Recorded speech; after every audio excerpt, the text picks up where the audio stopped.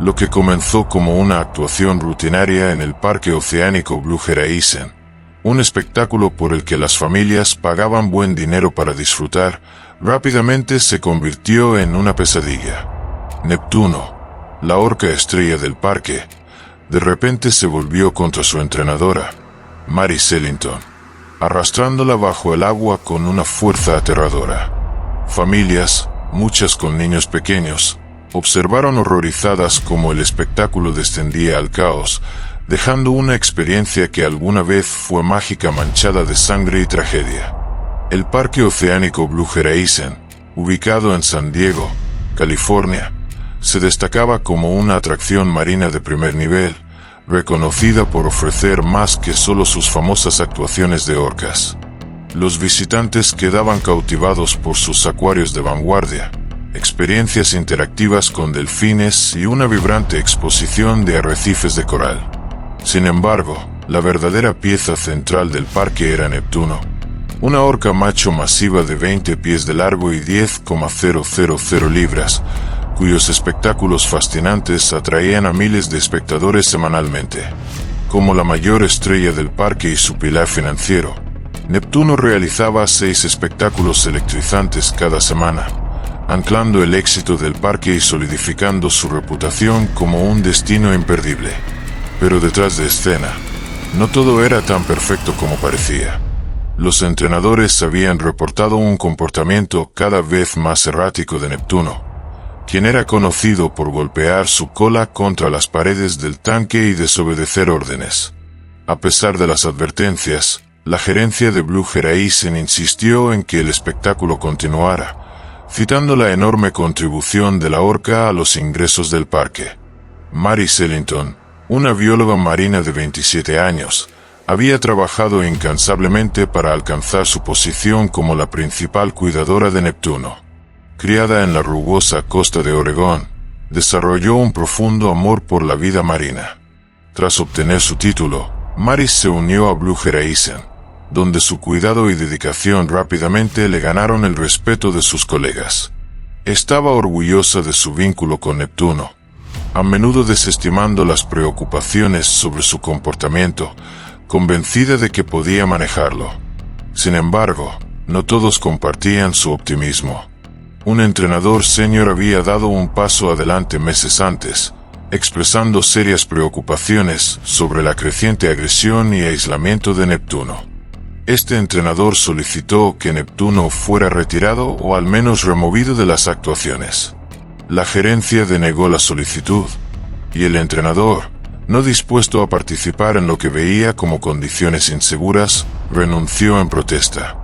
Las advertencias del entrenador más tarde se convertirían en una parte clave de las repercusiones de la tragedia. Para la hora de la actuación de la tarde, Mary ya había completado un espectáculo ese mismo día.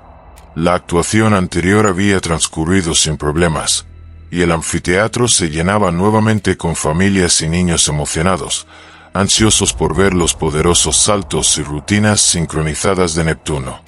A pesar del comportamiento errático de Neptuno en los últimos meses, Mary parecía confiada, diciéndoles a sus colegas que sentía que él estaba de buen humor ese día. Los entrenadores revisaron las señales y los protocolos de seguridad una última vez, aunque una inquietud persistente flotaba en el aire. Cuando la música se intensificó y el presentador dio la bienvenida al público, el espectáculo comenzó. Neptuno se deslizó en el tanque con su gracia característica, ganándose los aplausos de una audiencia de aproximadamente 500 personas. La actuación empezó impecablemente, con Neptuno completando sus rutinas iniciales bajo la guía de Mary. La multitud rugió de aprobación cuando realizó un salto alto, empapando la primera fila con una enorme salpicadura. Por un momento, parecía que Neptuno había vuelto a ser el de siempre. El final era el punto culminante del espectáculo, una natación sincronizada entre Mary y Neptuno, una rutina destinada a mostrar su vínculo y la agilidad de la orca. Cuando Mary entró al agua, Neptuno la rodeó, su inmenso cuerpo blanco y negro cortando el agua clara. Mary le indicó que realizara un salto a su lado, y por un momento parecía que lo haría. Pero de repente, Neptuno cambió de rumbo. Sin previo aviso, se giró y se lanzó hacia Maris, sus poderosas mandíbulas cerrándose alrededor de su cintura. La fuerza del ataque hizo que su cabeza emergiera brevemente sobre el agua, y escuchó los gritos horrorizados de la audiencia antes de que Neptuno la arrastrara de nuevo bajo el agua. Los entrenadores en la plataforma inmediatamente entraron en acción, desplegando técnicas de distracción que esperaban calmar a la orca. Boyas y cuerdas de colores brillantes fueron arrojadas al tanque, seguidas de un cubo de pescado. 2 entrenadores activaron varas largas diseñadas para alejar a Neptuno, pero su agitación hacía imposible intervenir sin arriesgar más daño. Mientras Neptuno golpeaba a Maris contra las paredes del tanque, su cuerpo inerte volvió a romper la superficie, solo para ser arrastrado de nuevo bajo el agua momentos después. La audiencia observaba horrorizada, algunos cubriendo a sus hijos de la escena espantosa, otros congelados en incredulidad. Neptuno finalmente la soltó después de más de 1 minuto de agitación, y su cuerpo sin vida flotó a la superficie.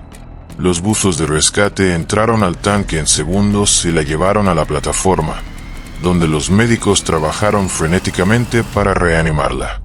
Las lesiones eran catastróficas, múltiples costillas fracturadas, un pulmón perforado y un severo trauma por fuerza contundente en el pecho y el abdomen. A pesar de sus esfuerzos, Maris fue declarada muerta en el lugar. El aftermath fue caótico. Los visitantes fueron evacuados del parque mientras llegaba el personal de emergencia, y el anfiteatro fue acordonado. En cuestión de horas, Blue Horizon anunció la suspensión de todos los espectáculos de orcas, una decisión que más tarde se haría permanente. La tragedia llevó a importantes repercusiones legales para Blue Horizon. Los padres de Maris, devastados por la pérdida de su única hija, presentaron una demanda por muerte injusta contra el parque, citando negligencia e ignorando repetidas advertencias sobre la agresión de Neptuno y los peligros de aislarlo. La demanda también destacó medidas de seguridad inadecuadas y la decisión de la gerencia de continuar con las actuaciones a pesar de los riesgos conocidos. El caso nunca llegó a los tribunales. Tras extensas negociaciones, la gerencia de Blue Horizon acordó un acuerdo significativo con la familia de Maris. Aunque los términos específicos permanecieron confidenciales, el acuerdo resaltó el reconocimiento de responsabilidad del parque y su deseo de proteger su imagen pública. Como parte del acuerdo, Blue Horizon también se comprometió a apoyar iniciativas de conservación marina y financiar una investigación independiente sobre la salud mental de las orcas en cautiverio, señalando un paso hacia abordar preocupaciones más amplias.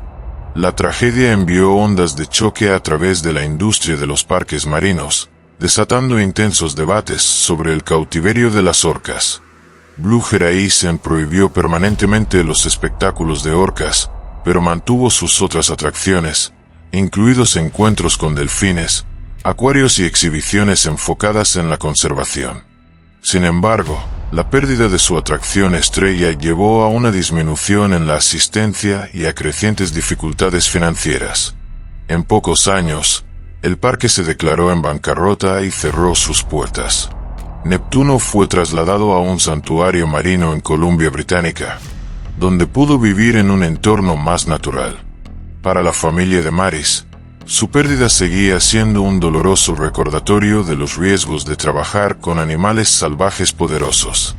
Los accidentes con orcas han capturado la atención global, a menudo desarrollándose en parques marinos de alto perfil en los Estados Unidos, un país conocido por su entretenimiento brillante y espectáculos mundialmente famosos.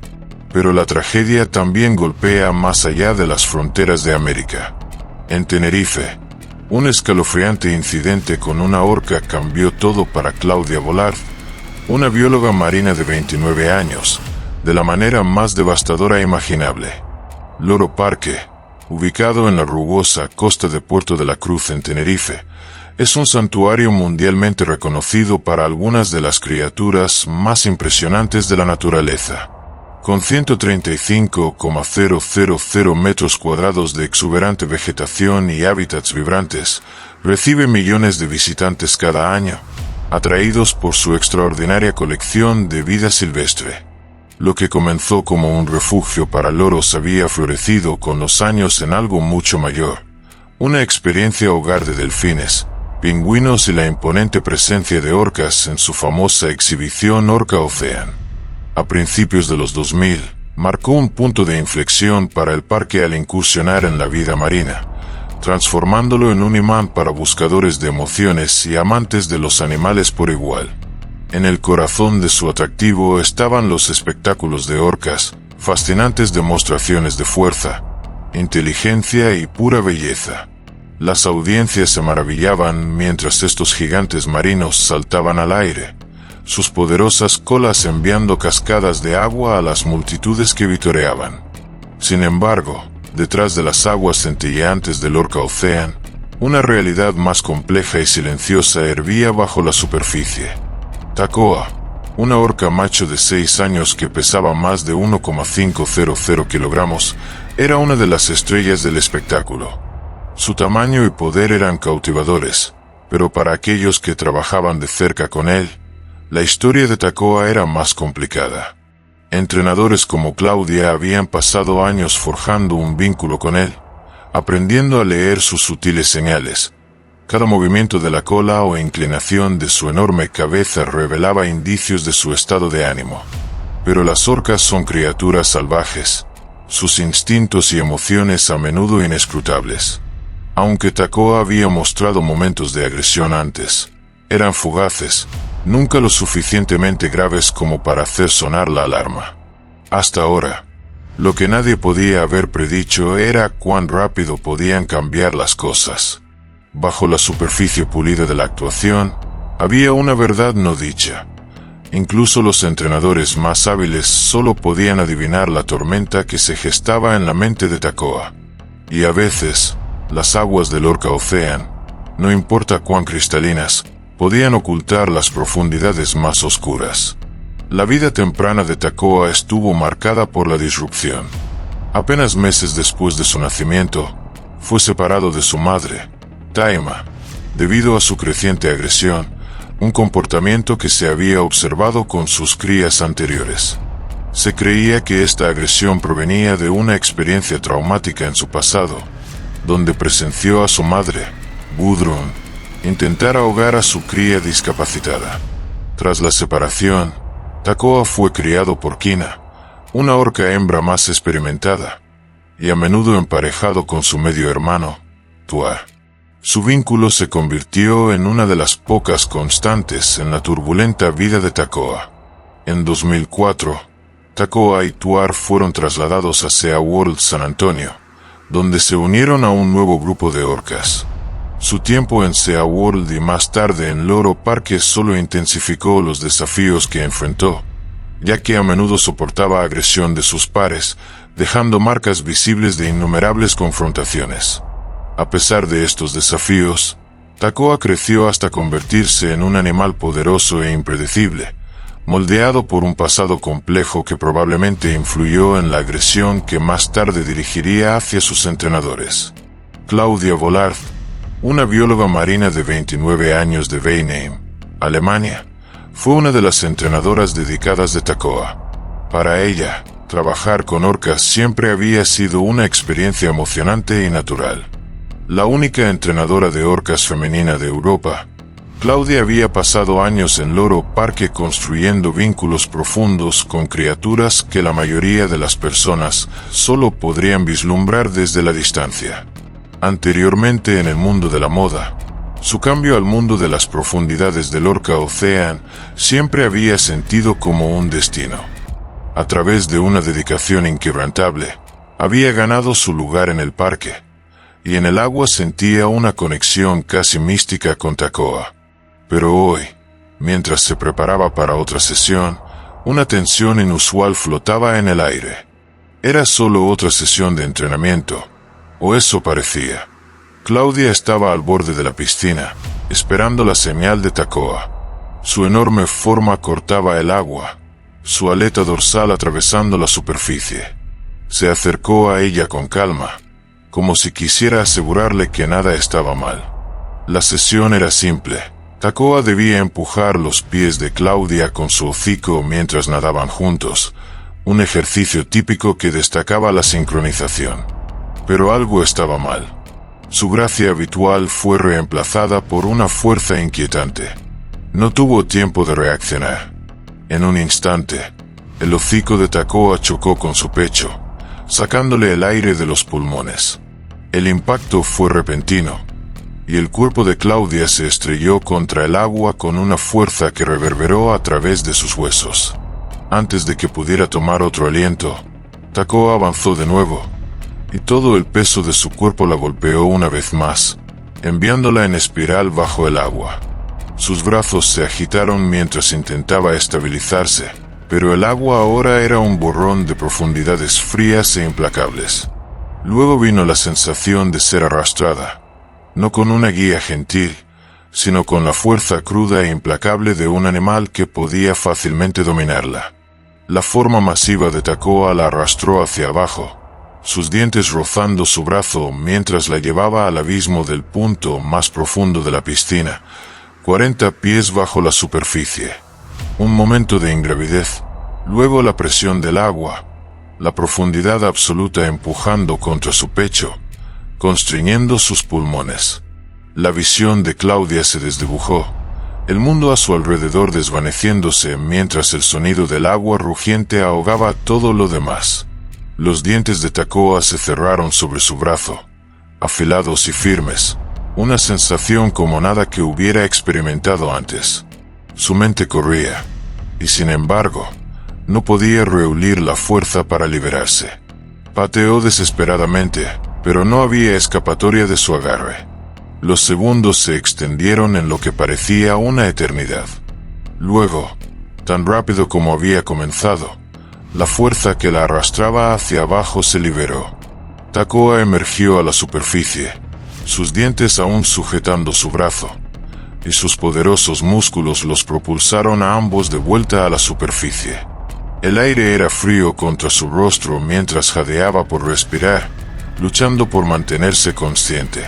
El mundo a su alrededor volvió a enfocarse, pero el dolor en su brazo y pecho era abrumador.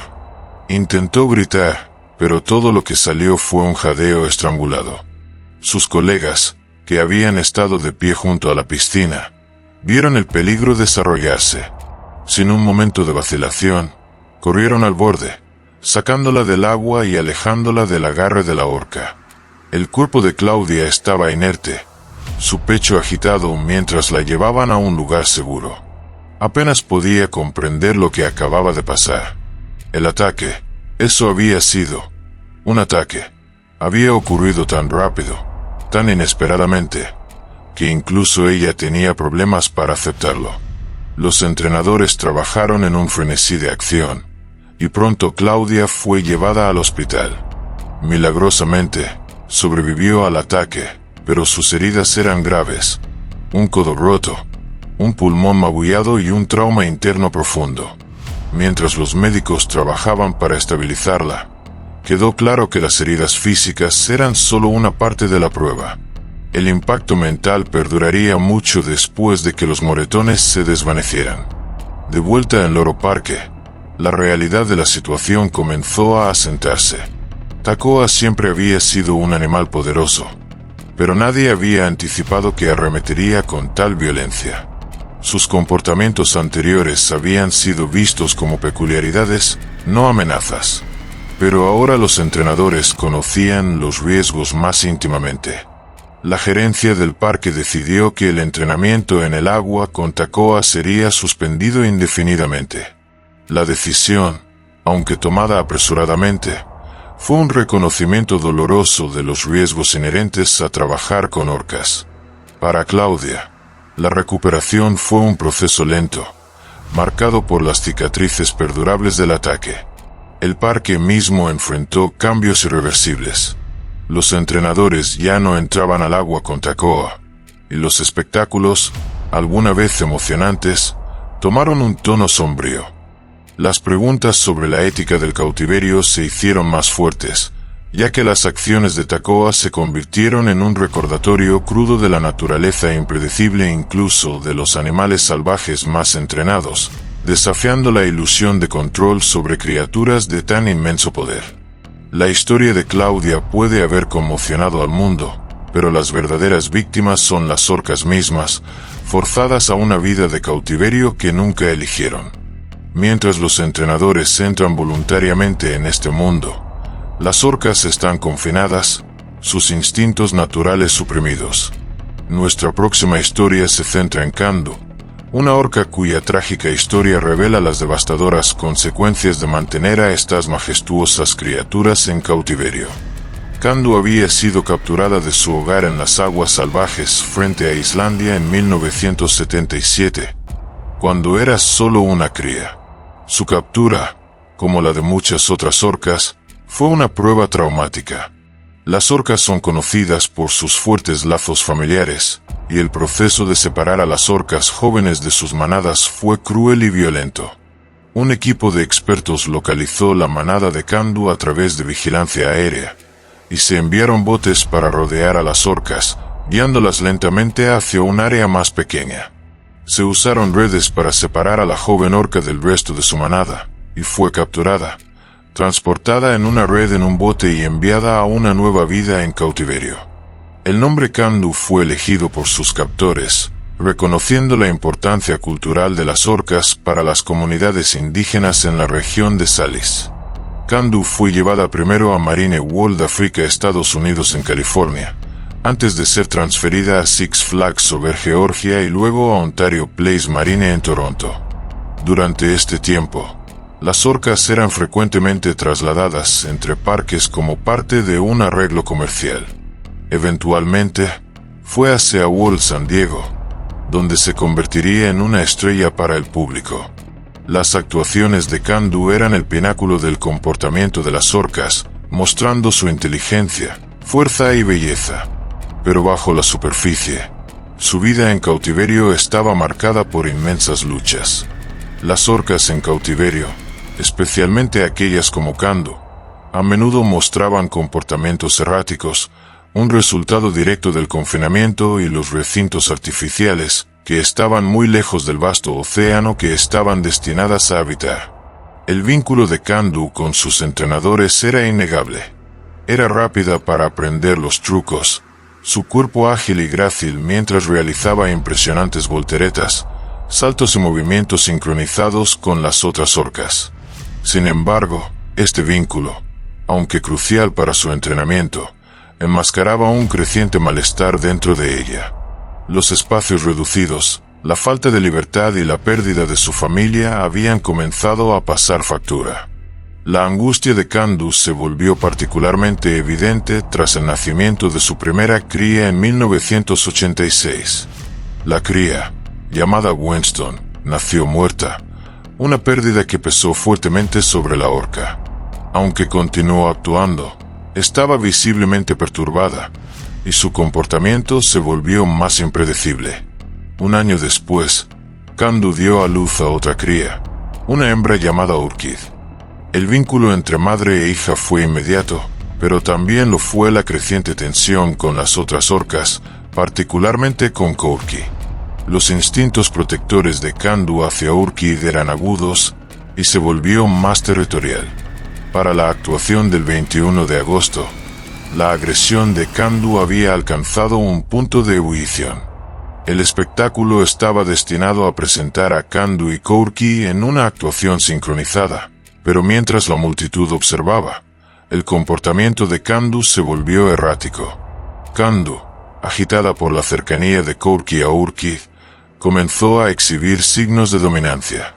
En la naturaleza, las orcas establecen su lugar en la manada a través de interacciones sociales complejas, pero aquí, los confines del cautiverio habían empujado los instintos naturales de Kandu al límite. La actuación, destinada a mostrar la belleza de las orcas, se convirtió en una exhibición perturbadora de agresión. Kandu intentó afirmar su dominancia sobre Kourki a través de un comportamiento conocido como rastrillado, una táctica usada por las orcas en la naturaleza para establecer autoridad. Fue un acto violento, arañando a Kourki con sus dientes en un intento de dominarla. Pero Kandu calculó mal. Kourki era más grande, más pesada y más experimentada. Kandu se lanzó y, trágicamente, falló en su objetivo, golpeando en cambio la pared de concreto de la piscina con una fuerza tremenda. El sonido del impacto resonó a través del estadio, y la audiencia quedó en silencio. La mandíbula superior de Kandu estaba fracturada, y una arteria fue cortada. La sangre comenzó a brotar de su espiráculo, una visión aterradora para los espectadores. En el pánico que siguió, el personal de SeaWorld inmediatamente corrió a retirar a las orcas del escenario. La audiencia fue escoltada fuera del estadio, y Kandu fue trasladada a una piscina trasera, acompañada por su cría, Urkid. Las heridas de Kandu resultaron ser fatales. A pesar de la respuesta inmediata, la pérdida de sangre fue inmensa, y después de 45 minutos de lucha, sucumbió a sus heridas. En sus momentos finales, Kandu permaneció al lado de Urkid, su vínculo maternal inquebrantable incluso mientras su fuerza se desvanecía. Se mantuvo cerca de su hija, como si le ofreciera consuelo y protección una última vez. Su vida fue trágicamente truncada en el mismo lugar que alguna vez había sido su escenario, dejando atrás un legado conmovedor de amor y pérdida. La muerte de Kandu fue un momento pivotal en la historia de SeaWorld y el entretenimiento animal. Fue una tragedia que planteó preguntas que permanecerían sin respuesta durante años. ¿Fue la muerte de Kandu simplemente el resultado de un trágico accidente? ¿O fue una consecuencia inevitable del cautiverio? En las secuelas, se reveló que Kandu había exhibido un comportamiento agresivo en varias ocasiones antes del incidente. Había atacado a los entrenadores y mostrado hostilidad hacia otras orcas, comportamientos que no son típicos de las orcas en la naturaleza. El 4 de marzo de 1987, Kandu fue filmada golpeando a un entrenador, arrastrándolo al fondo de la piscina, un incidente que destacó los crecientes problemas con su comportamiento. En los años siguientes a la muerte de Kandu, SeaWorld continuó con sus actuaciones de orcas a pesar del creciente escrutinio público. El parque mantuvo que sus orcas estaban bien cuidadas, con equipos de veterinarios y entrenadores trabajando para asegurar su salud. La trágica historia de Kandu es solo una de muchas que resaltan el costo físico y emocional que el cautiverio impone a las orcas. La serie de orcas de nuestro canal descubre innumerables incidentes, sirviendo como un poderoso recordatorio de por qué estas majestuosas criaturas no pertenecen a los tanques. Samu, la orca, es otro ejemplo desgarrador. No solo atacó a un entrenador, sino que su vida terminó de la manera más horrífica, un sombrío testimonio de la crueldad del cautiverio que te dejará sin palabras. Era un día como cualquier otro en 1971 cuando la última estrella de SeaWorld, Samu, una orca de 9 años, realizaba sus trucos ante una multitud ansiosa. La audiencia se maravillaba ante la pura fuerza y gracia de la ballena asesina mientras nadaba en rutinas sincronizadas, deleitando a familias y niños. Durante años, el nombre Samu había sido un símbolo de alegría y maravilla, un testimonio viviente de las maravillas del océano. Pero en ese día fatídico, todo cambió. La vida de Samu había sido una de cautiverio y confusión desde su violenta captura en las aguas de Puget Sound en 1965. Había sido arrancada de su madre por Ted Griffin, un hombre conocido por sus implacables cacerías de orcas. La captura traumática dejó a Samu con cicatrices que nunca sanarían. Su madre, desesperada por protegerla, había sido arponeada y dejada sangrando, hundiéndose como una piedra en el agua. Samu quedó atrás, indefensa, mientras Griffin la reclamaba para su colección. Tras su captura, Samu fue vendida a SeaWorld, donde fue arrojada a un mundo lejos de las aguas abiertas que alguna vez recorrió. El Parque Marino, una nueva atracción en San Diego, Prometía mostrar la belleza del océano, pero era un paraíso solo para los humanos. Para Samu, era una pesadilla interminable de confinamiento. El tanque en el que estaba alojada era demasiado pequeño para su cuerpo de 1,700 libras, de 20 pies por 30 pies, una mera fracción del espacio que necesitaba. Para Samu, la vasta extensión del océano fue reemplazada por paredes de concreto frío y vidrio. El mundo natural que alguna vez había conocido se había ido. En SeaWorld, los días de Samu estaban llenos de actuaciones forzadas. Fue entrenada para saltar, girar e interactuar con sus entrenadores de maneras que iban en contra de cada instinto que su cuerpo tenía. A pesar de su obediencia, el costo mental y físico del cautiverio comenzó a desgastarla. El parque, ajeno al daño que estaba infligiendo, continuó usando a Samu como un espectáculo viviente, un símbolo de entretenimiento y ganancia. Las multitudes vitoreaban, pero el espíritu de Samu se quebraba silenciosamente bajo la presión del cautiverio. Para 1971, SeaWorld había crecido hasta convertirse en un imperio bullicioso, expandiéndose con nuevos parques en Florida y Texas. La demanda de más orcas era alta, y la compañía continuó capturando y confinando orcas salvajes. Pero bajo el éxito de los espectáculos, una verdad más oscura comenzó a emerger. La vida de Samu no era una de alegría, sino de un sufrimiento inmenso, y el ataque que se desarrollaría ese año fue una consecuencia de los años de abuso que había soportado. El 19 de abril de 1971, el director de Relaciones Públicas de SeaWorld, Guy Lemethilin, y el empleado Kent Burgess idearon una acrobacia que creían que mostraría cuán seguros y emocionantes eran los espectáculos de orcas. Le preguntaron a Anna X, una secretaria de SeaWorld y buceadora entrenada, si estaría interesada en montar a Samu como parte de un evento promocional. Anna, ansiosa por estar cerca de la famosa orca, aceptó participar. Anna entró al agua con Samu, siguiendo las señales dadas por los entrenadores. Al principio, todo parecía estar bien. Samu nadó con calma hacia ella, cooperativa como siempre. Anna se subió a su espalda y levantó la mano en el aire, sonriendo a la multitud. Pero la confianza entre Samu y sus entrenadores no se extendía a extraños. Para Samu, que había sufrido años de tensión mental y trauma, la presencia repentina de una persona desconocida fue demasiado. Sin previo aviso, Samu arrojó a Anna de su espalda y al agua. El caos estalló. Anna, aturdida y desorientada, luchó por reaccionar mientras las poderosas mandíbulas de Samu se cerraban sobre su pierna. Los gritos de la audiencia fueron ahogados por el sonido horrífico de los dientes hundiéndose en la carne. Samu arrastró a Anna bajo la superficie, su cuerpo agitándose violentamente a través del agua. La sangre comenzó a teñir la piscina mientras la pierna de Anna era sostenida fuertemente en la boca de la orca. Los entrenadores, frenéticos, se lanzaron al agua en un intento desesperado por detener el ataque. Un entrenador nadó hacia la boca de Samu, forzando a abrir su mandíbula con toda su fuerza. Después de lo que pareció una eternidad, Samu liberó a Anna, quien fue sacada del agua, su pierna magullada y sangrando. La multitud cayó en un silencio atónito, incapaz de comprender lo que acababan de presenciar. Anna fue llevada de urgencia al hospital, donde los médicos trabajaron para cerrar la profunda herida en su pierna. Sobrevivió al ataque, pero quedó con cicatrices físicas y emocionales duraderas.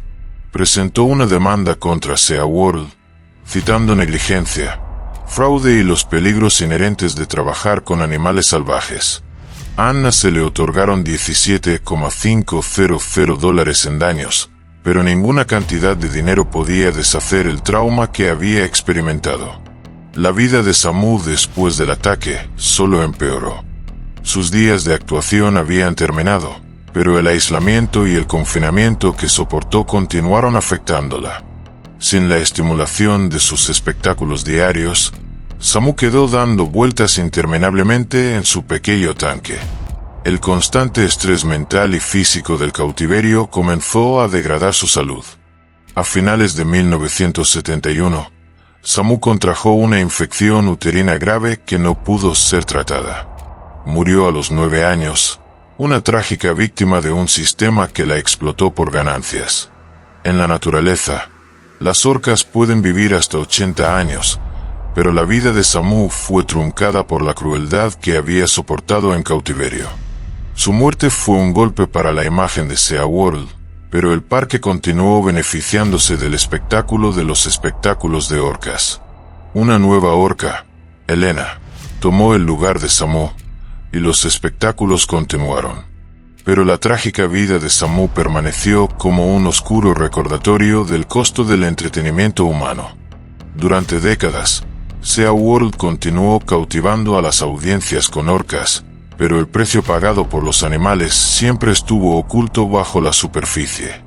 Gracias por acompañarnos mientras cubrimos el poder impredecible y aterrador de las orcas, un inquietante recordatorio del peligro que acecha bajo su majestuosa superficie. En nuestra próxima historia, lo que estaba destinado a ser un espectáculo rutinario de orcas, se convirtió en uno de los ataques más impactantes jamás vistos. La entrenadora Emily Caddo enfrentó una pesadilla inimaginable cuando su orca de confianza, Naira, se volvió contra ella. ¿Curioso sobre qué pasó después? Haz clic para ver la historia completa.